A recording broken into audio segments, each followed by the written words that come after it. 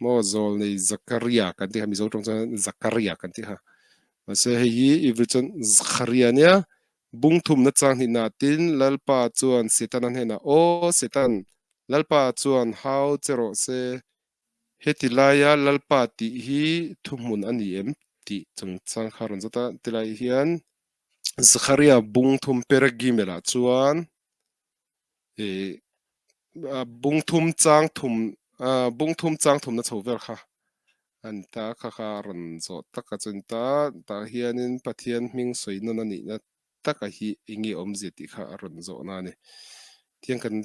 chiar lokong om zia le a thukal phongtur tu vayaren ni eti hoshua hakohen hagadol omet livnei malach adonai ve satan omet al yemino lesitno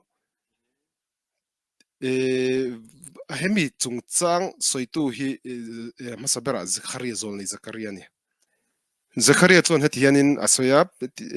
zol nei na hmu ne zol nei na hmu da na kha tian asoya ni vayar ni tiamin hmu tira puithiam lalber Yehoshua chu omet livnei malach adonai pathian vanter ko ma a adinga ve satan omet al yemino satana chu ading lama chuan lesidno ama ti boy tu tura ama ti boy tu turin ama dodal tu turin ading boka ti kha chang khat na ni a chang hina chuan vayomer adonai el hasatan vayomer adonai el hasatan hetilaya hianin hey mizo tong kan englo chuan mizo tong an le na che hi tin lalpa chuan setana hne na tin an letani lalpa ti hem pathian chunglama mi pathian ang khasoina kha kan ngai mai tani hetila hian vayomer adonai el hasatan pathian chuan ti hian setan hena chuna soya ti khani ma se kan che dang tor chu Zakaria khan athil mu kha soya ni athil mu kha soya tu nge in betura mi pathum ding ho kha kan ti chuan puithiam lal Yehoshua kha dinga ading lam panga khan setana dinga an ma khan vanter ko ading kan ti kho hetila hianin Zakarian khan mi athil mu le anin biak na vel ama kha chu vatel ve ni lo athil muwa a vision a nge a azol ne na tanga thil muwa kha asoi chon na ni hetela hian pathian chuan setana hne na ti in a englo tani hetela pathian ti hi Zakharia hian chung lam pangami pathian soina ni lo lalpa ti hetla adonai ti ron mana hi vantir ko khani enge chan kan ti chuan pathian in vantir ko te chu palai atan among thina ni mo an du tu in vantir ko te chuan du than nan nein zalen nan nein an du le mun mun an ron thok kwal ve ngot theilo pathian in khuta hon zu kala ka thu kengla ka thu angin zu omla keim angin zu gin lar ro to keima mingin zu gin lar la zu gin lan ro tia atir thin ten ni chu chu khoyang kan mu kan ti chuan Bereshit Genesis bung som pareda chang som pathum na chovela khanin Abraham apon mi khual na ya a mi khual te kha atira vantir ko mi khual na ya atira shelo ni chuta chuan an ke te lo sil tira a chan milem be mi em bon tia milem be mi mo tia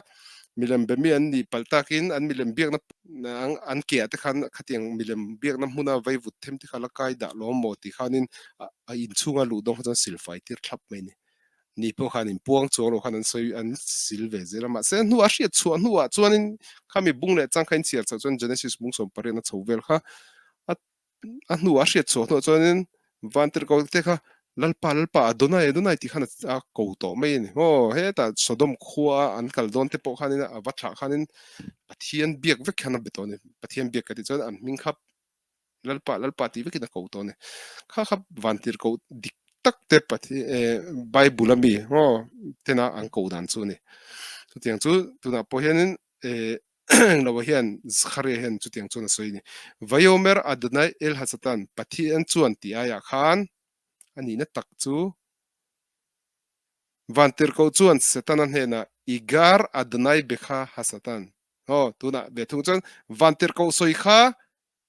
ani to wangin igar adonai bekha hasatan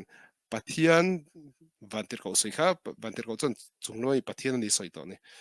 pathian chuan how chero se aro dita igar adonai bi kha pathian chu tin ti chuan pathian chuan how chero se chunglama pathian a soina ni to thoni chu bo tu na mi chu vantir ko tong kha ani atira khan vayomer adonai el hasatan ti tu chu pathian lalpa chuan setatan hena tiaron soitui zikharia khani mo lalpa atia hetilai ti takahi vantir ko khania chuan vantir ko chuan engtin mo soi setatan hena chuan pathian chuan how chero sa ti thu kharon soitani khatilai taka kha aron zot tu tu ge kopte hian a hriat fia du chunin ka hria hi khan a hria khan a hria thiam thei ka ringa